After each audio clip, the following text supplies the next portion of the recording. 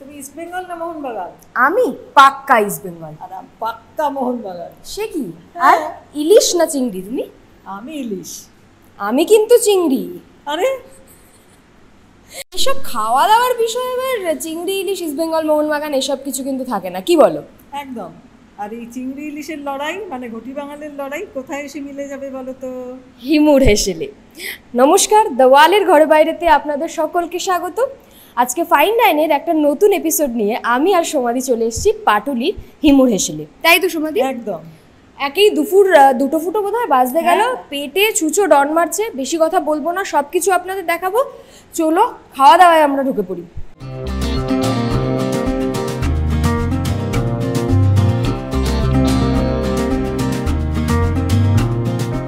এটা কিন্তু second floor Shreya. হ্যাঁ তাই তো দেখছি, নিচে তো আরো দুটো ফ্লোর আছে, সব চলো দেখাতে তাহলে হবে। ঘুরে দেখে চলো। আসি। হ্যাঁ হ্যাঁ।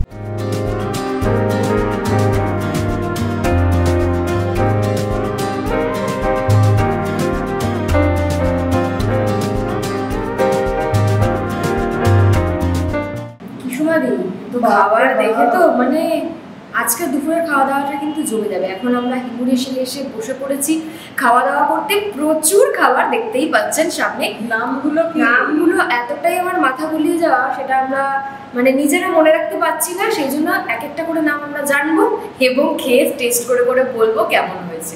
দাদা একটু যদি বলেন এটা কি আছে প্রথমে? আমসত্ত্ব চিংড়ির মেলবন্ধন আছে। আচ্ছা, এটা হচ্ছে আমসত্ত্ব চিংড়ির মেলবন্ধন।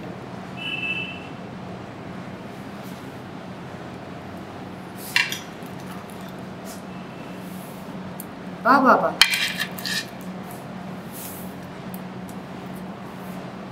এটা কি চাটনিটা দিয়ে? হ্যাঁ, এই চাটনিটা দিয়ে। এটা কাঁচা লঙ্কা আর ধনিয়া পাতার চাটনি আছে।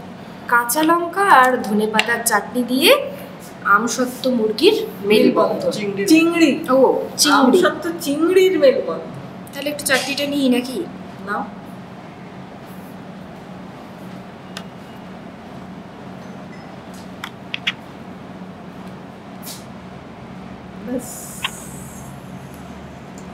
চলো তাহলে খেয়ে দেখা যাক।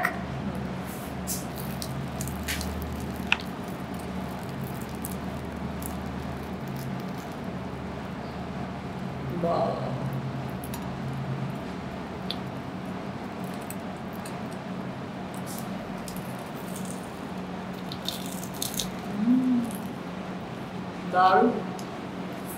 স্টার্টারে আর কি কি আছে তাহলে? স্টার্টারে চিকেন ক্র্যাকার রয়েছে আর আমার মধ্যে রয়েছে এটা কুমড়ো পাতায় পুরোটা চিংড়ির পকোড়া। কুমড়ো পাতায় পুরোভরা চিংড়ির পকোড়া। নামটাই এত ইউনিক, খেতে যে কি দারুণ হবে। দিয়ে দিন দাদা চট করে একটা। ওকে।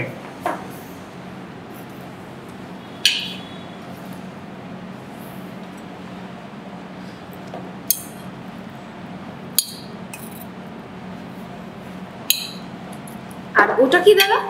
এটা রয়েছে ম্যাম চিকেন ক্র্যাকারস। ওটাও একটা দিয়ে দিন।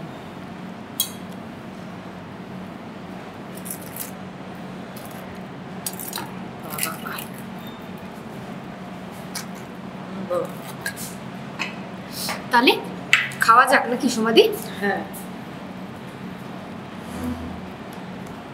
ওয়াও, দেখেই জিভে জল আসছে বলো। সত্যি খেয়ে দেখি।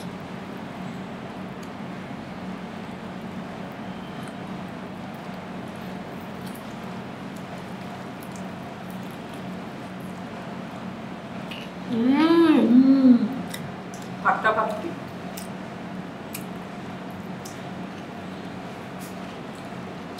চিকেন ক্র্যাকারস দেখা থেকে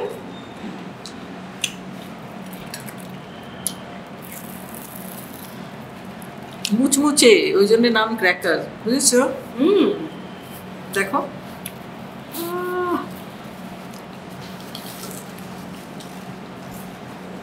দারুণ। এটা ম্যাম রয়েছে চট্টগ্রামের হাতে মাখা চিংড়ি, ঠিক আছে।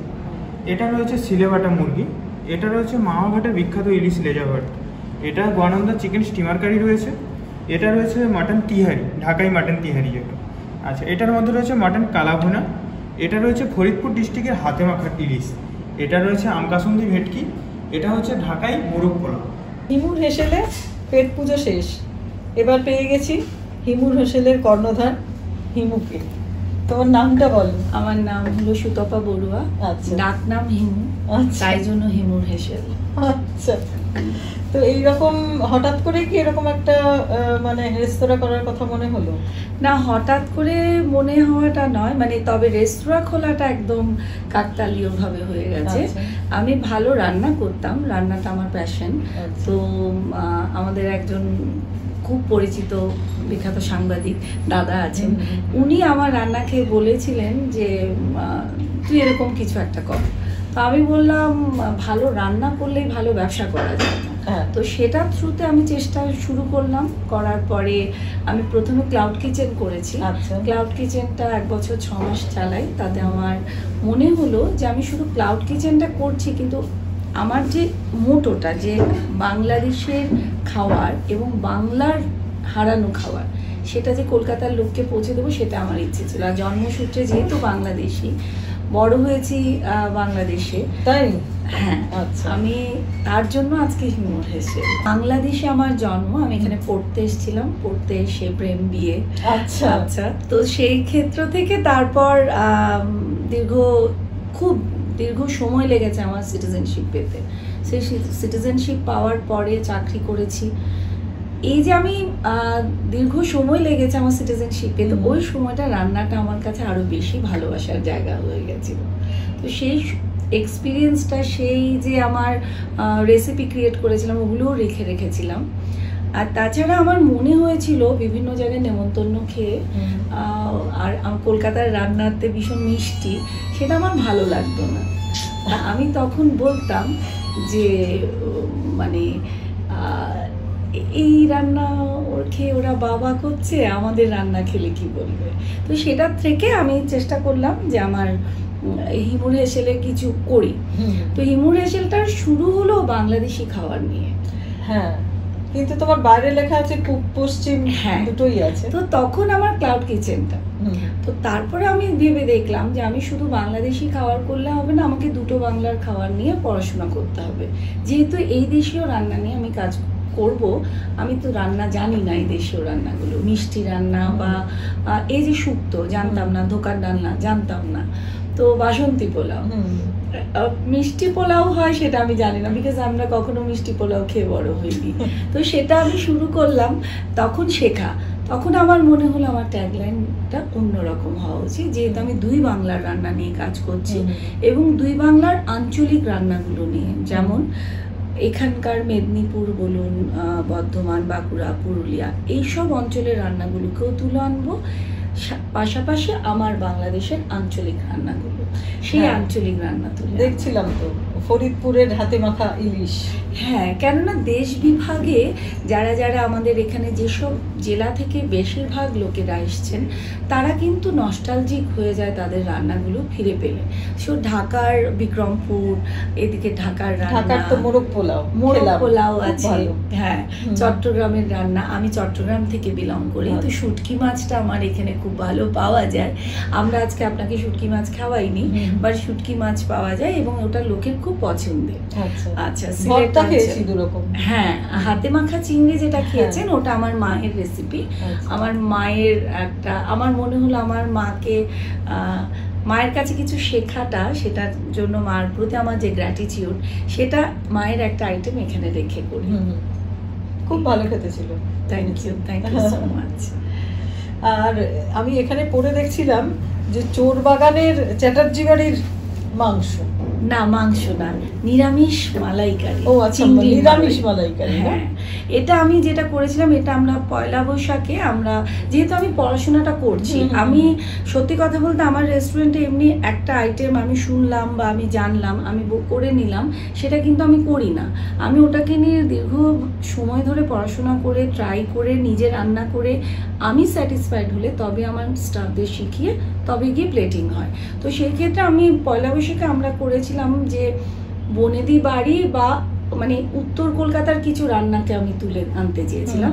সেই ক্ষেত্র থেকে চোরবাগানের চ্যাটার্জি বাড়ির রান্না, গিরিশ ভবনের ছানার কালিয়া, এই দুটো, আর আরেকটা এনেছিলাম ঠাকুরবাড়ির রান্না, ঠাকুরবাড়ির বেগুন ঝাল পোস্ত, মুগ পটল, এই দুটো আইটেম খুব ভালো লাগছে লোকের, আমার এটা স্যাটিসফ্যাকশন, সেগুলো করছি।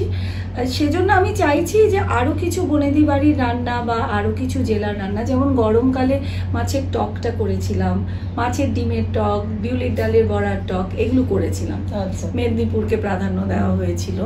তো বাঁকুড়া বীরভূমে পোস্ত তো আছে। পোস্ত, হ্যাঁ হ্যাঁ, আরো খুব সুন্দর সুন্দর অন্য অন্য রকম মেনু তোমার এখানে দেখতে পাচ্ছি আর কি। হ্যাঁ। তার মধ্যে কিছু কিছু খেয়েওছি। হ্যাঁ, তো আমার এখানে starter-এও খেতে তো একটা খুব ভালো ভালো লাগে। খেলাম, সেটা হচ্ছে কুমড়ো পাতায় চিংড়ি মাছ দিয়ে হ্যাঁ, বড়া। হ্যাঁ, এটা অ্যাকচুয়ালি ওপার বাংলারই রান্না। হুম। সিলেট অঞ্চলে এই রান্নাগুলো আগে বেশি হয়েছে, সিলেট বলুন, তারপরে বরিশালেও এই রান্নাটা খুব চলে।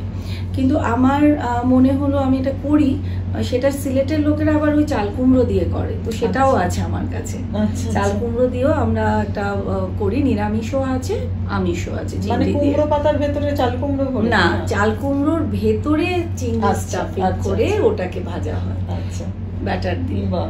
তো সেটা করা হয়। হুম। আর রামসত্ত্ব চিংড়ির মেলবন্ধন যেটা খেয়েছে, ওফ, একদম ওটা সব থেকে ভালো লেগেছে।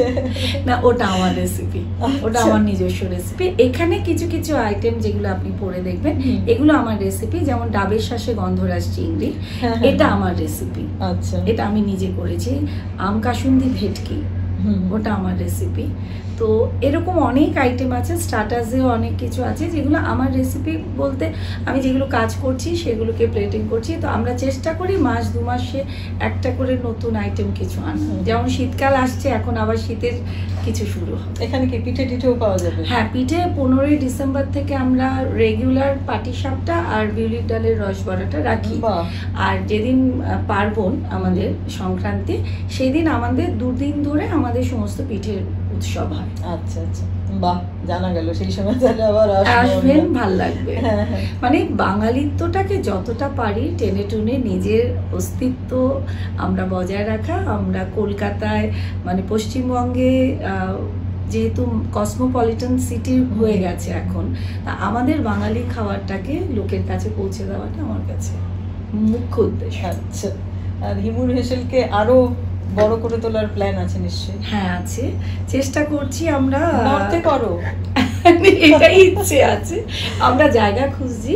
তো আমরা যদি জায়গা পাই, খুব শীঘ্রই ইচ্ছে ছিল পুজোর আগে, বাট সামহাও হয়নি। তো আমরা চেষ্টা করছি পুজোর মানে এর পরপরই আমরা শুরু করব, জায়গা খোঁজার কাজ শুরু হচ্ছে। বাহ, তো একটা ভালো খবর পাওয়া গেল। তো যদি হয় আমরা খুশি হব। কেমন খেলে সমাধি হিমুর হেসেলে? অসাধারণ, অসাধারণ। কোনটা তোমার সব থেকে ভালো লেগেছে? আমার কিন্তু সব থেকে পছন্দের যেটা চিংড়ি আমসত্ত্বের মেলবন্ধন, স্টার্টারে যেটা খেলাম, ওফ দারুণ খেতে। ফাটাফাটি। আর তোমার? আমার হচ্ছে ফরিদপুরের হাতে মাখা ইলিশ মাছ, পেঁয়াজ রসুন দিয়ে ইলিশ মাছ এই প্রথম খেলাম, অসাধারণ। মানে বুঝতেই পাচ্ছেন, মানে পূর্ববঙ্গের রান্না, পশ্চিমবঙ্গের রান্না সব কিন্তু এক ছাদের তলায় পেয়ে যাবেন হিমুর হেসেলে। তাহলে আর দেরি করবেন না, চলে আসুন হিমুর হেসেলে। আর এরকম আরো পর্ব দেখতে আপনারা চোখ রাখুন দেওয়ালে, কারণ খবর এখন এখানে।